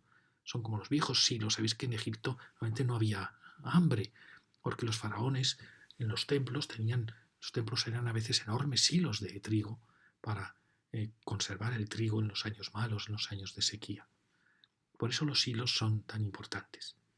Y aunque ahora ya han quedado sin uso, ahora ya el mercado del trigo es un mercado libre, sin embargo son un símbolo de un país que sobrevivió. Quizá tengas la suerte también de descubrir una cartuja en la lejanía, en algún paraje natural, o más cerca quizá un monasterio jerónimo. Al acercarte poco a poco a la ciudad, descubrirás las estaciones de ferrocarril que te van a indicar cuál era la cerca antes de la burguesía, antes del ensanche. Y si te acercas un poco más, verás los franciscanos que nuevamente han desaparecido porque estaban en un punto muy céntrico, nuevamente todos han sido derribados y estarán al lado de la plaza principal de la ciudad. Quizá también te encuentres los dominicos, que muchos se han conservado, los agustinos, que te están marcando cuál fuera la muralla medieval, que muchas veces es la propia muralla árabe o muralla romana de la ciudad. Y de pronto descubrirás una gran plaza, que normalmente no es la plaza original del centro de la ciudad, sino que es una plaza puerta de muralla. Pues bien, ya estás en el centro de la ciudad. En otros caminos encontrarás, como te digo, agustinos, dominicos. Con eso puedes dibujar perfectamente cuál era la muralla de la ciudad medieval, aunque ya no exista. Todos ellos te irán marcando. Es decir, como ves, esta lección ha sido para que hagas esa aproximación a la ciudad. Entonces te voy a contar ya las leyes. Primera ley. Toda ciudad tiende al círculo. Fíjate, los ensanches trataron de imponer formas cuadradas, rectangulares a la ciudad. Pero la vida supera a lo que dibujan los arquitectos. y el crecimiento de los arrabales, la absorción de los pequeños aldeas, y frente a un ensanche no anticuadrado rectangular, los pueblos que existían, los nuevos barrios obreros, todo va acabando creando una nueva forma circular. El círculo es algo inherente al hombre. El cuadrado, el rectángulo es algo que no es connatural con el hombre. El hombre, su geometría natural es el círculo, el óvalo, el círculo. Y verás que cuando hay que hacer el rodeo de la ciudad con una ronda, siempre hay que tratar de acercarse al ronda, a un círculo, porque creamos una nueva muralla. Siempre una nueva muralla tenía que ser lo más corta posible y envolver el mayor espacio dentro posible, y eso solo lo hace el círculo. Lo mismo un ingeniero cuando trata de hacer un recorrido que sea el más corto posible entre los puntos y que vaya rodeando la ciudad, pues su tendencia va a ser siempre el círculo. Por eso verás que siempre la ciudad va a tender al círculo. También, aunque no tuviera ronda, los propios crecimientos de los arrabales, todos quieren estar cerca del centro, y eso produce siempre una ciudad circular. Verás entonces que siempre nuestra ciudad es un gran círculo. Son círculos concéntricos, conforme la ciudad vaya creciendo, los nuevos círculos se incorporarán en el aeropuerto, te quedarás asombrado cómo van incorporando cada vez más cosas. Pero incluso en ciudades marítimas, donde el círculo parece imposible porque el mar ocuparía la mitad, pues también ellas, en lo que les corresponde desde un centro, van convirtiéndose en un círculo, por ejemplo en Barcelona. Y es muy bonito ver que si tú ves el primitivo círculo y buscas su centro, verás que probablemente sea el centro de la ciudad romana. Si luego buscas un nuevo círculo, verás que ese punto central se ha movido y ha pasado, por ejemplo, quizá a la plaza de la ciudad barroca. Y si ahora buscas el nuevo círculo donde está es su centro, pues quizá ya, por ejemplo, en Barcelona ya esté en la diagonal, o esté quizá incluso ya en un borde de las primeras rondas. Fijaros cómo el círculo va desplazando su centro, indicando dónde está el centro de gravedad de la ciudad. Y ahora os voy a preparar para la siguiente ley, que es importantísima. Fijaros en los cruces de las rondas, este es el caso de Niza. Niza es una ciudad marítima, una ciudad turística y también ya empresarial, sobre todo de oficinas, de centros de investigación, y la rodea la autopista del Mediterráneo de Francia, la rodea. Pero en el cruce con la entrada a Niza se ha colocado un enorme centro comercial, el mayor del Mediterráneo. Es el nuevo mercado a las puertas de la ciudad, que es este nudo de tráfico. Pues fijaros, el primitivo mercado de la ciudad romana de Niza estaba aquí. El siguiente mercado, ya en la ciudad medieval que envolvió a la ciudad romana, estaba aquí, al lado de un pequeño río que había el que definido la situación de la ciudad y el viejo puerto. Pues bien, después de todo el ensanche de Niza, de la Niza turística de los 60, incluso del nuevo aeropuerto, que equivale en cierta manera al nuevo puerto, la ciudad ha llegado a un río que es mucho más grande que este, pero fijaros que su situación es el mismo dibujo. Al pie de un río, al lado del puerto, que ahora es el aeropuerto, está la plaza del mercado del comercio. Como veis, se repite la situación. Incluso Niza si aquí tuvo el viejo puerto, trató de hacer aquí el nuevo puerto, pero el río se lo destruyó y lo derrumbó y tuvieron que abandonar la idea, porque este río es mucho más poderoso que este otro río. Pero fijaros cómo la ciudad va repitiendo su dibujo. Y aquí os aplico esta ley, que es una ley que la podría patentar, porque es una ley definida por mí, que es la ley de la homotecia. ¿Homotecia qué es? Homotecia es cuando una figura geométrica repite otra figura con sus mismos signos, la va repitiendo de forma concéntrica, aunque el centro puede irse moviendo. ¿Veis? O sea, este círculo tiene aquí esta puertecita, pues aparece un nuevo círculo que lo rodea, el centro se ha movido un poco, pero tiene la puertecita en el mismo punto. Este círculo ha tenido ya una estación de ferrocarril en este punto. Pues bien, un siglo después ha aparecido un nuevo círculo que va rodeando a los otros, que tiene la misma forma, ya veis que tiene la misma forma, pero aquí tiene la nueva estación del AVE o de lo que sea, y aquí tiene la nueva puerta con su mercado, sus instituciones. Esto se llama la ley de la homotecia. Es decir, llamo ley de la homotecia aquella que muestra cómo una ciudad va creciendo repitiendo siempre la misma forma o muy parecida, y va situando las plazas, mercados, estaciones en la misma posición relativa en las distintas nuevas formas, como en un juego de muñecas rusas. En una muñeca rusa, uno ve la figura más grande, la abre y encuentra dentro otra figura más pequeña. La abre y encuentra otra idéntica, pero todas tienen la cabeza en la misma posición, los pies en la misma posición, su forma es idéntica. ¿Ves? Es el juego de las muñecas rusas. La ciudad moderna contiene, por tanto, ciudades más antiguas, idénticas a ella, pero de menor tamaño. Así, en un camino hacia el oeste se situó el primer mercado en época romana. Siguiendo su eje en idéntica posición aparecerá el mercado medieval y en la nueva ciudad los nuevos mercados serán los centros comerciales al lado de las autopistas en idéntica posición.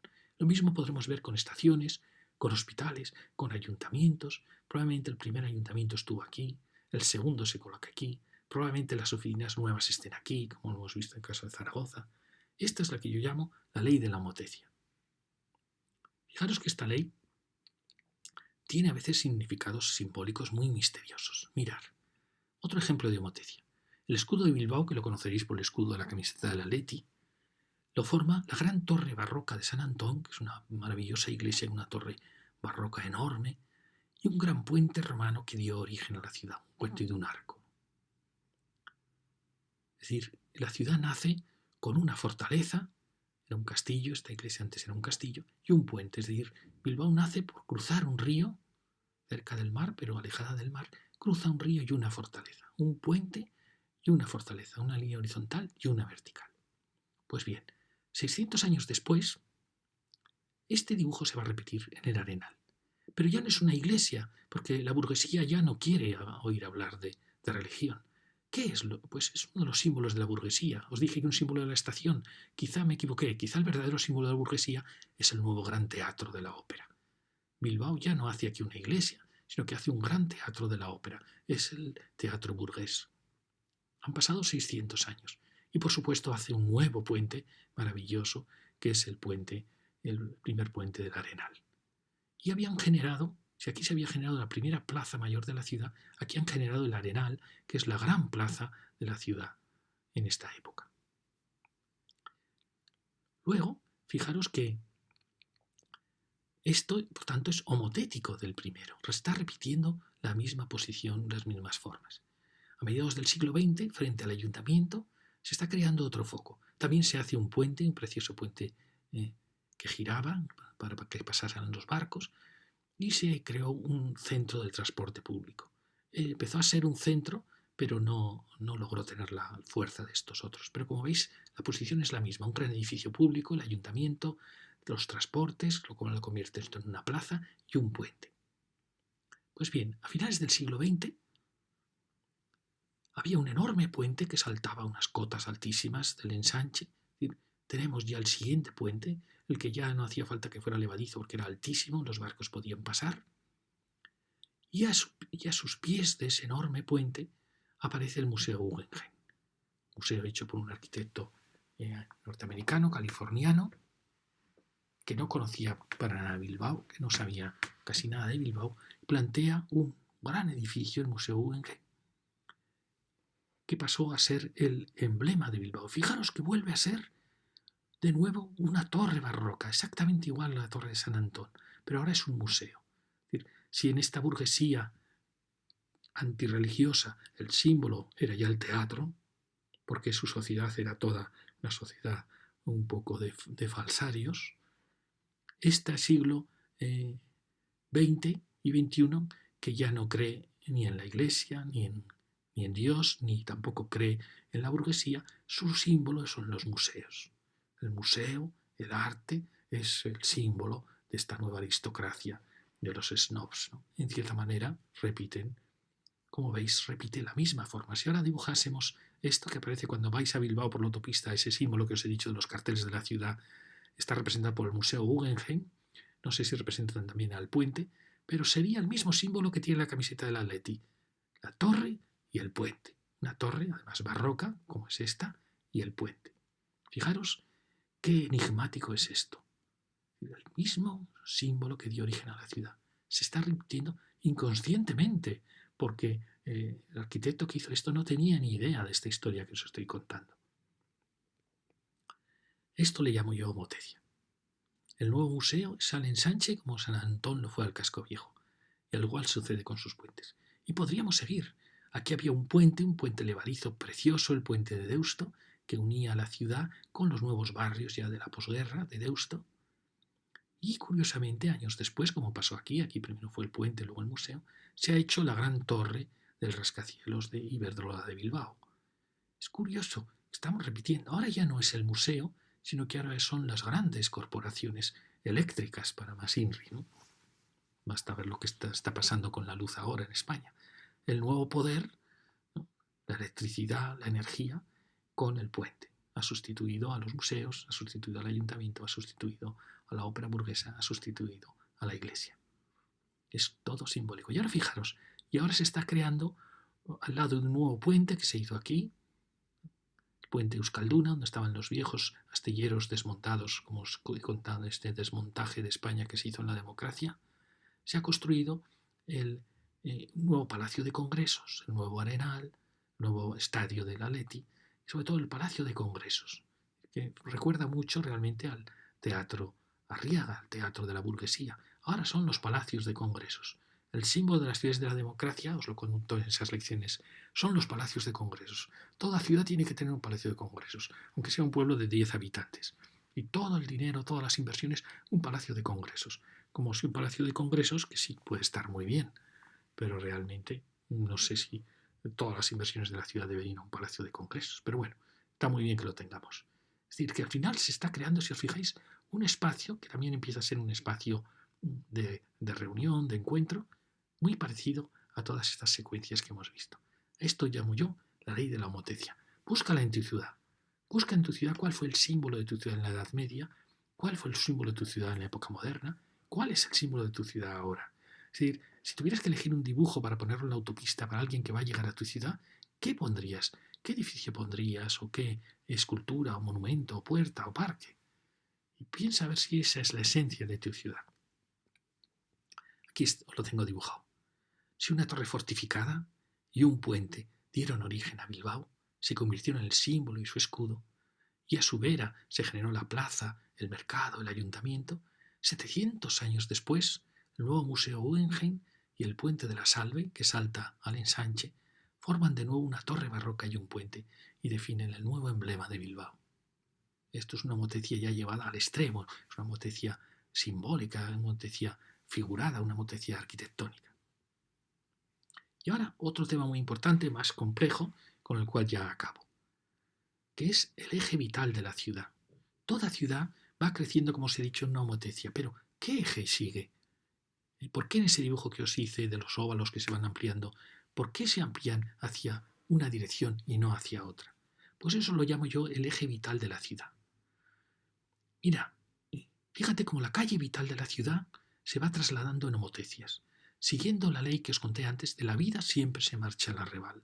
Es decir, la ley que está haciendo que esa ciudad crezca y que se esté transformando es que la vida siempre se marcha al arrebal. Mira, la ciudad romana de Zaragoza tuvo una calle mayor, que es hoy calle Mayor y Espocimina, que era el eje de su ciudad con este foro central.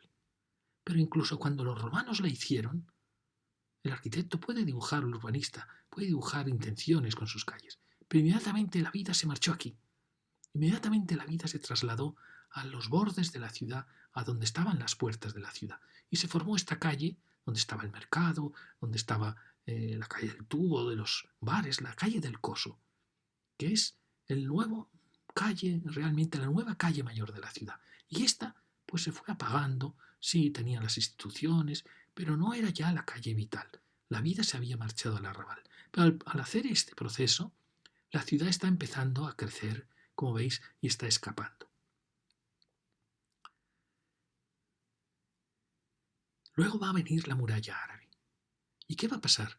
Pues que la vida se va a marchar de esta puerta, se irá marchando poco a poco hasta la nueva puerta de la muralla árabe, donde está la Plaza Paraíso. Y esto ya tardó más años, porque ya en el siglo XIX y XX la vida se había ya trasladado y se había generado aquí en la Plaza Paraíso, porque se había instalado el gobierno militar, se había instalado la universidad y se fue creando una vida enorme en esta calle. Y al final la vida, la llegada de autobuses, las estaciones de autobuses, los grandes comercios, fue por esta calle María Agustín y la calle Pamplona y todo este borde de la ciudad que coincidía con el borde del río. Es que poco a poco esta calle, que aún seguía teniendo muchísima vida, porque estaba el casino, pero esta empezó en el siglo XX, XIX, empezó a llevarse la vida. Como veis, la ciudad está creciendo siguiendo esa ley, pero está siguiendo además, no está marchándose hacia aquí ni hacia aquí, está marchándose en este eje.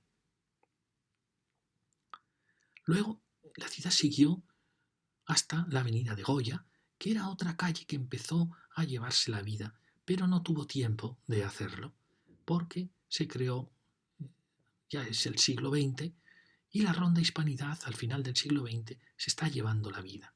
Aquí se ha instalado el hospital, se ha instalado el Palacio de Congresos, se instaló el Colegio de Jesuitas, se instaló la sede bancaria, se ha instalado la feria de muestras.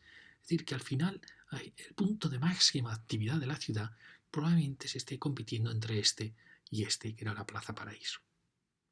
Aquí luego se instaló el Corte Inglés. Fijaros, el Corte Inglés es un detector inmediato de dónde está el centro de la ciudad. Siempre se coloca sobre viejos conventos, viejos colegios, privados normalmente, de órdenes religiosas, buscando el centro vital de la ciudad. Por supuesto, aquí se colocó aquí.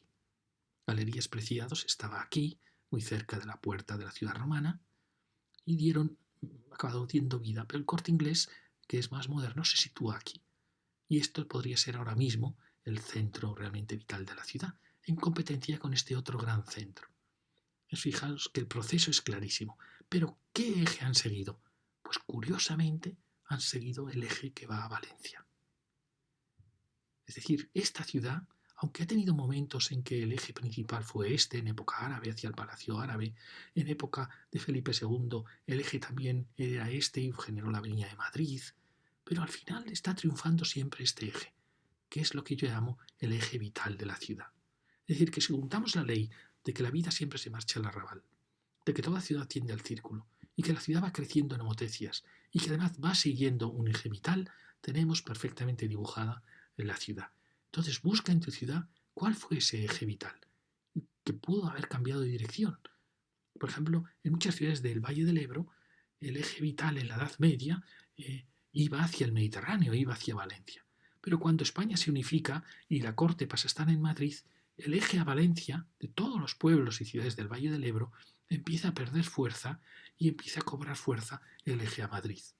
Y me he fijado que en la democracia, al llegar a la democracia, al aparentemente perder fuerza Madrid, que no la ha perdido, la ha ganado, pero aparentemente vuelven a cobrar fuerza viejos ejes, por ejemplo, en Zaragoza, el viejo eje a Valencia está cobrando muchísima importancia.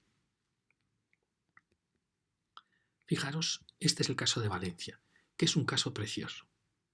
Yo traté con el arquitecto que había hecho el plan de Valencia, era un hombre extraordinario cuyo su vida era ese plan.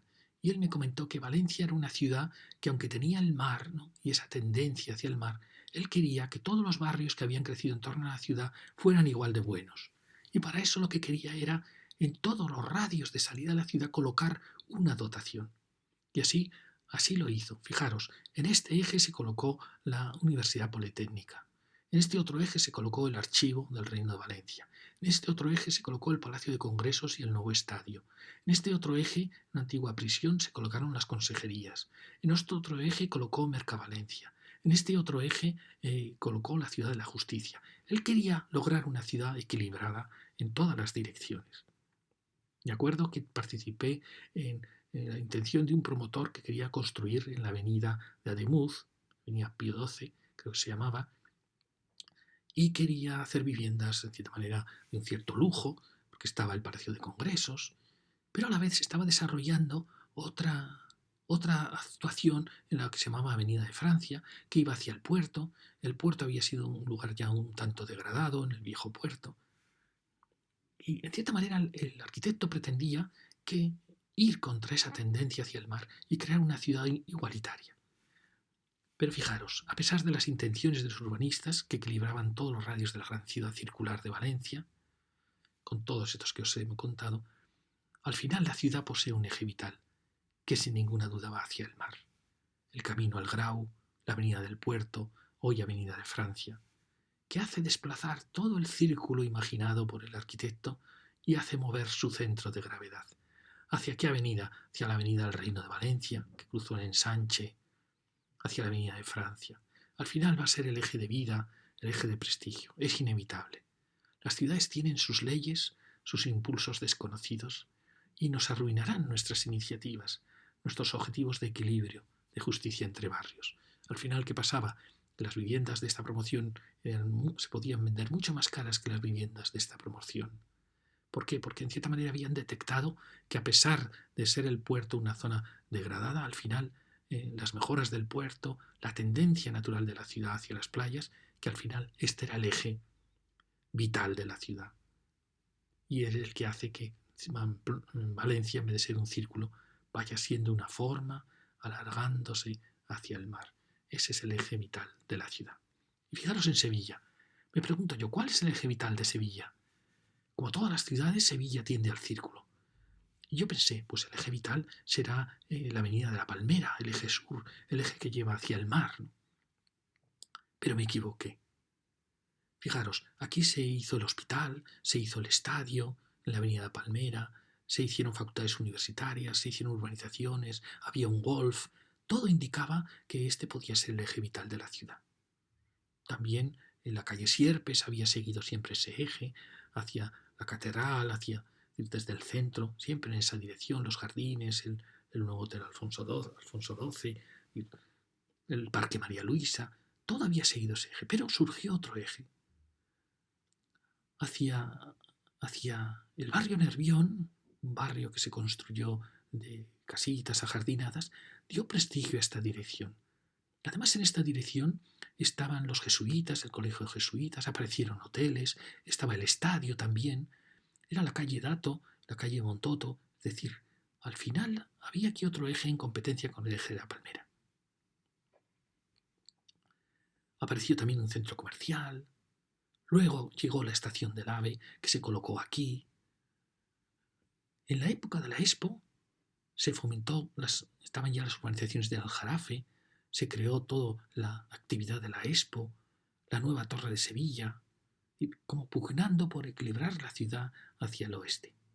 Como veis, los ejes están todos luchando entre sí por ver cuál es el eje en que la ciudad se desarrolla.